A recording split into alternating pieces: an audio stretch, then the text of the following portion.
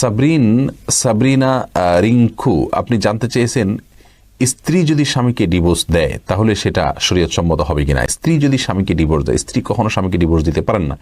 নবী সাল্লাল্লাহু আলাইহি ওয়াসাল্লাম বলেছেন আত-তালাকু বির-রিজাল ওয়া ইদ্দাতু বিন-নিসা, তালাক পুরুষরা দিবে, তালাক মেয়েরা দিবে না।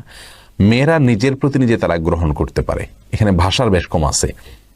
মেয়েরা বিবাহ বিচ্ছেদের উদ্যোগ নিতে পারে নিজের প্রতি নিজে তালাক গ্রহণ করে। স্বামীকে তালাক দিলে মানে বলে কখনো তালাক হবে না।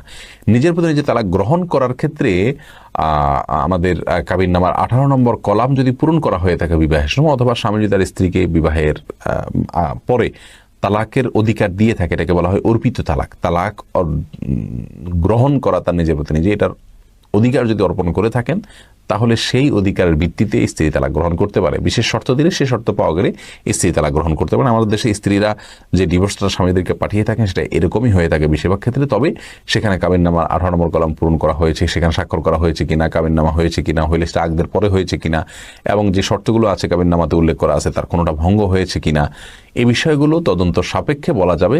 এবং স্ত্রী কি স্বামীকে তালাক দিয়েছেন না নিজে তালাক গ্রহণ করেছেন, সঠিক বাক্য ব্যবহার করেছেন কিনা, সবগুলো তদন্ত করার পর বলা যাবে যে কোনটা হয়েছে কোনটা হয়নি। অতএব ইন্ডিভিজুয়াল কেস স্টাডি করতে হবে এক্ষেত্রে।